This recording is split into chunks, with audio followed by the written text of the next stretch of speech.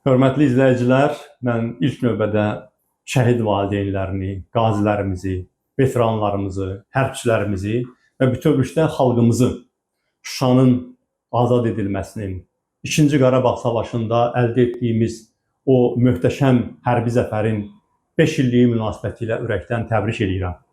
2-ci Qarabağ savaşındakı hərbi qələbəmiz həqiqətən də bizim üçün çox taley yüklüdür. Azərbaycanın taleyini dəyişən bir hərbi qələbədir və gerçəkdən də bizim əsgər və zabitlərimizin, qəhrəman şəhidlərimizin, igid qazilərimizin qəhrəmanlığı sayəsində millətimizin qüruru yenidən özünə qayıtdı. Amma çox təəssüf ki, o zaman o 2-ci Qarabağ savaşı günlərində olan milli birlik, sabaha ümid, inam, Azərbaycanın gələcəyi ilə bağlı pozitiv gözləntilər uzun sürmədi. Müharibə qurtarar, qurtarmaz Azərbaycan hakimiyyəti müharibədə əldə olunmuş hərbi zəfərdən yalnız və yalnız öz şəxsi hakimiyyətini gücləndirmək üçün istifadə elədi. Yəni, müharibədən sonra Azərbaycan üçün iki yol açılırdı. Biri pozitiv, progressiv bir yol idi ki, müharibə günlərində əldə olunmuş o milli birlik, ruh yüksəkliyi, qələbə əzmi davam edir və ölkə müsbətə doğru dəyişirdi. Bütün keçmişdə olan haqsızlıqlara, hüquqsuzluqlara rəğmən ölkəni müsbətə doğru dəyişmək siyasi xətti seçilirdi və hərbi cəhətdən qalib gəlmiş Azərbaycan həm də siyasi cəhətdən, iqtisadi baxımdan, sosial baxımdan inkişaf edirdi.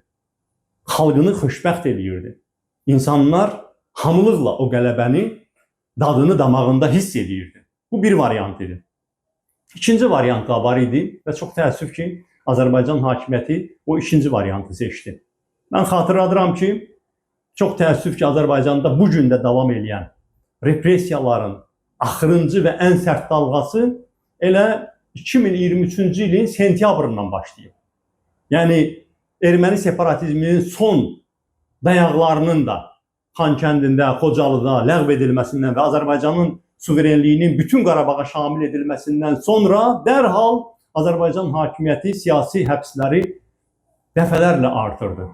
Və Qarabağda əldə olunmuş bu zəfərdən ölkənin inkişafı, ölkənin açılıma getməsi üçün yox, ölkədə firavanlığın artırılması üçün, ölkənin dünyaya açılması üçün yox, öz hakimiyyətini daha da sərtləşdirmək üçün istifadə elədi. Yəni, əgər Qarabağda hərbi zəfər əldə olunubsa, bu bütövlükdə millətin zəfəridir. Biz axı o zaman hamımız birlikdə idik. Nəyə görə bu cür izah olunmalıdır ki, Qarabağda əldə olunmuş hərbi zəfər repressiyaların, o cümlədən özgə fikirliyin, müxalif fikirliyin, müstəqil fikirliyin ləğvinə bəraət qazandırmaq üçün istifadə olunur. Necə ola bilər axı bu? Bəli, bizim ordumuz güclüdür, eşq olsun ordumuza. İnşallah çox yaxşı bir paradımız olacaq. Hamımız o ordu ilə qürur duyuruq. O ordu hamımızındır. Amma indi biz ordumuz güclüdür. Hərbi zəfər qazanmışıq deyə hüquqlarımız olmamalıdır. O zaman bəlkə dünyanın super dövləti, ən güclü ordusu olan Amerika Birləşmiş Ştatlarında gərək heç vətəndaşların heç danışmaq hüququ olmayacaq. Amma gördünüzmü siz bu yaxında yer gəlmişkən, həmin o dünyanın ən güclü ölkəsində New York'a hazırki prezident Donald Trump'ın heç istəmədiyi bir şəxs, müsəlman gəldi, mer seçildi xalqın səsi ilə. Donald Trump kimi adam onun qarşısını ala bilmədi. Dünyanın bir nömrəli ordusu Amerikanındır. Nəinki hardasa işğal olunmuş torpağı yoxdur. Özü istənilən dövləti cəzalandıra bilər. Bəs nəyə görə o gücünü xalqına göstərmir? Nəyə görə dünyanın heç bir mütərəqqi dövləti öz gücünü xalqına göstərmir? Axı hərbi güc, qüdrət, zəfər düşmənə qarşı olmalıdır. Niyə görə həmin o hərbi güc, zəfər Azərbaycanda tək adam hakimiyyətinin möhkəmləndirilməsinin ideoloji dayağı kimi istifadə olunmalıdır? Niyə görə xalqı bu şəkildə parçalasınlar? Axı bir daha vurğulayıram. Həmin o zəfər bizim hamımızındır. Xüsusilə cəbhəçilərindir. Bugün Azərbaycanda hakimiyyət adından danışan, vətənpərvərlik pərdəsi altında, maskası altında gizlənmiş insanların böyük əksəriyyəti 1-ci Qarabağ savaşında savaşmaq yaşında olublar, amma qaçıblar, fərarilik ediblər. Amma özüm də daxil olmaqla xalq cəbhəsinin minlərlə, 10 minlərlə üzvü savaşa gedib, minlərlə də şəhid vermişik. Azərbaycan xalqı buna şahiddir. Sıralarımızdan neçə nəfər milli qəhrəman çıxıb. Təbii ki, bu qələbə bizim qələbədir. Hər bir kəndin, hər bir kvadrat metr torpağın azad edilməsi bizi xoşbəxt eləyib. Amma nəyə görə? Nəyə görə bu hərbi zəfər bir adamın adına yazılmalıdır? Və bir adamın bütün yerdə qalanları silməsinə bəraət verməlidir. Harada görünüb bu? Hə, görünüb. Ancaq avtoritar, totalitar sistemlərdə görünüb. Mən həmin o savaş başa çatandan dərhal sonra dedim ki, çox ehtiyatlanıram. O zaman hələ ehtiyatla danışırdım, dəqiq bilmirdim hara gedirik. Amma xalqı da xəbərdar edirdim ki, çox ehtiyatlanıram. Bizim də hərbi zəfərimiz Sovet İttifaqının Almaniya, faşizm üzərindəki hərbi zəfəri kimi ölkənin daha da qapanmasına gətirib çıxarda bilər. Siz hamınız bilirsiniz ki, İkinci Dünya müharibəsində həmin o savaşda çox böyük töhfə vermiş Sovet İttifaqı totalitar idarə etməsinə görə bizim də yaxşı xatırladığımız kimi o qədər böyük bir dövlət, super dövlət o günə düşmüşdü ki, zəruri ərzaq məhsullarını talonla verirdi vətəndaşına və həmin Sovet İttifaqının darmadağın etdiyi Almaniya və eləcə də Yaponiya dünyaya iqtisadi, sosial möcüzə bəxş elədilər. Deməli ki, hərbi zəfər işin bir hissəsidir. Digər hissəsi də işin zəfərdən sonra düzgün siyasət seçməkdir. Yəni biz indi sevinirik, sabahları böyük bir hərbi parad eləyəcəyik. Pakistandan olan hərbçilər də iştirak eləyəcək. Amma 5 il bundan qabaq ordumuzun məğlub elədiyi Ermənistan da sevinir ki, artıq Avropa İttifaqına vizasız gediş-gəliş əldə edəcəklər. Ermənistan Avropa İttifaqına üzv olmaq xəttini götürüb. Avropanın bir parçası olacaq. Artıq demək olar ki, ciddi bir maneə görünmür. Ermənistan o istiqamətdə hərəkət edir. Biz hara gedirik? Biz avtoritarlar klubunda yerimizi möhkəmləndirməklə çalışırıq. Bu gün də danışıqlarımızın hamısı indiyə qədər, bundan sonra da olacaq. Azərbaycanda heç bir müstəqil səs qalmasın. Azərbaycanda heç bir alternativ fikir olmasın. Hərbi zəfərdən bu şəkildə sui-istifadə edilməməlidir. Hərbi zəfəri Azərbaycan xalqına qazandırmış həmin o şəhid ailələrinin gözü yolda qalmamalıdır. Onlar məmurların biganə münasibətinin əziyyətini çəkməməlidirlər. Azərbaycan hakimiyyətinin mənə qarşı növbəti mərhələ təzyiqləri həm də onunla bağlıdır ki, onların gözünü yolda qoyduğu şəhid ailələrinin hamısını bir-bir mən deməli 27 sentyabrda Şəhidlər Xiyabanında ziyarət elədim.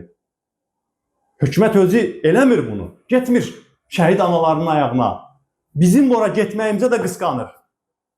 Və bizə qarşı olmazın təzyiqlərini həyata keçirdi. Sizin borcunuzdur. Bir halda ki, bu qələbənin bütün dividendlərindən istifadə edirsiniz, sizin borcunuzdur. O şəhid ailələri dövlətin ovcunun içində saxlanmalıdır. Onların heç bir ehtiyacı olmamalıdır. O ailələrin gəncəcik övladları bu millətin başı dik olsun, alnı açıq olsun deyə canından keçib. Bəs bizə qalib, hərbi zəfər çalmış dövlətə yaraşırmı ki, 100-ə qədər, bəlkə də 100-dən artıq. Əvvəl bunun monitoringi vardı, sonra monitoring bitirdi jurnalistlər. Jurnalist də qalmadı ki, artıq monitoring olsun. O qazilərimiz bu 5 illiyi də görməyəcəklər. Möhtəşəm paradı da görməyəcəklər. Nəyə görə? Çünki onlar biganəliyin qurbanı oldu. Onlar sosial problemlərin qurbanı oldu. Onlar çarəsizlikdən intihara əl atdılar. Və Azərbaycan veteranları bu hərbi qələbəni millətə bəxş eləmiş həmin o 100 min nəfərə qədər igid, hansılar ki biz hamımız öyünürük, heç fərqi yoxdur. Mən də bu barədə danışanda öyünə danışıram, tutaq ki dövlət başçısı da başqaları da. Bəli, o savaş günlərində Azərbaycanlılar fərarilik eləmədi. Bugün Azərbaycan xalqının həmin o övladları ki çörəklə sınağa çəkilirlər, Azərbaycan hakimiyyəti ki o saymır, artıq deyir ki hesablaşmağa ehtiyac yoxdur. Həmin o sadə insanlar ürəklə getdilər düşmənin üstünə. Heç biri qaçmadı, fərarilik eləmədi. Amma Azərbaycan hakimiyyətinin onlara verdiyi qiymət nədən ibarətdir? 80 manat. Təkcə müharibədən sonra hesablayın görün, nə qədər inflyasiya olar? Qiymətlər neçə dəfə artıb sizcə? Mən demirəm, özünüz hesablayın. Bəs nəyə görə o 80 manat yerində sayır? Nəyə görə Azərbaycanın pulları hər yerə çatır? Vatikandakı məbədləri də təmir edə bilirik. Avropaya da sərmayə qoya bilirik. Ada dövlətlərin ekoloji problemlərinə də sahiblənə bilirik. Qoşulmayanlar hərəkatına da pul xərcləyirik. Pandemiya xərclərində də 80-ə qədər ölkənin yükünün altına çiyin veririk. Afrikanın inkişafına, oranın təsirinə də pul ayırırıq. Fransız ərazilərindəki həmin o tələbələrin ödəniş haqqını da, təhsil haqqını da Azərbaycan dövləti ödəyir. Hətta Birləşmiş Ərəb Əmirliyində təhsilin inkişafına pul qoyulur. Hamıya var pul. Niyə görə o veterana pul tapılmır? Niyə görə o veteran 80 manata məhkum edilib? Niyə görə Azərbaycanda bu real qələbəni bu millətə qazandırmış insanlar haqlarını tam ala bilmirlər? Baxın, mən sizdən soruşuram. Hər biriniz düşünün. Neçə nəfər qəhrəmanımızı tanıyırsınız? Mən bilirəm ki, tanınan şəhidlərimiz birbaşa müharibə zamanı, şəhid olan zaman haqqında tarixçəsi danışılıb, əbədiləşdirilmiş və yazılmış insanlardır. Müharibə qurtarandan sonra 5 il ərzində şəhidlərin həyat yolu nəyə görə təbliğ olunmur?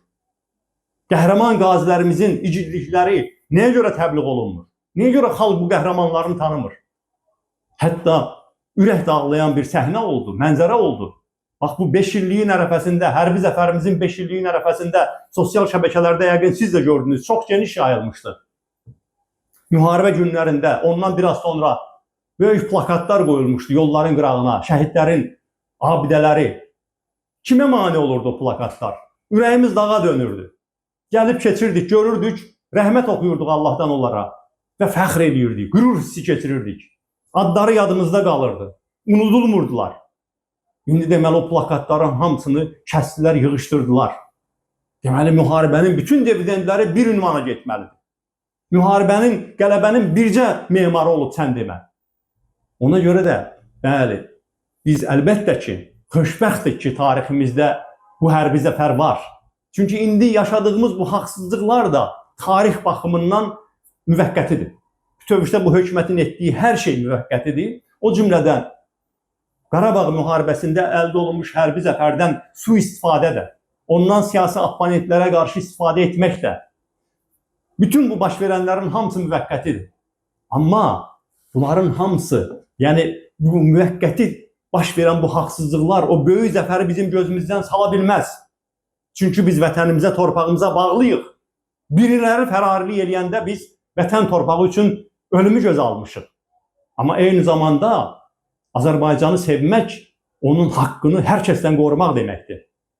Mənim bu dediklərimi də kimlərsə deməlidir. Hətta bunları demək riskli olsa da belə, demək lazımdır. Və ona görə də mən şəhidlərimizin ruhunu hörmətlə yad eləyərək, onlara Allahdan bir daha rəhmət diləyərək, şəhid valideynlərinə səbir diləyərək, qəhrəman qazilərimizin, veteranlarımızın qarşısında, şəhid ailələrinin qarşısında baş əyərək, amma eyni zamanda hökumətə səslənirəm. Siz bu qələbənin gerçək qəhrəmanlarının haqqını vermirsiniz. Siz bu qələbənin gerçək memarı olan Azərbaycan xalqının haqqını vermirsiniz. Ona görə də əlbəttə ki, gün gələcək, biz Azərbaycanda zəfər günümüzü, Şuşanın işğaldan azad edildiyi günü, Qarabağın azad edilməsini daha böyük zəfərlə, siyasi zəfərlə də qeyd edəcəyik. Bu qələbə bütün millətin olmalıdır. Bir neçə nəfərin yox, bütün millətin olmalıdır. Bütün millət bu hərbi zəfərdən öz mənəvi, siyasi payını almalıdır. Hər kəsin haqqı verilməlidir. Heç kimin haqqının yeyilməyəcəyi bir Azərbaycan qurmalıyıq.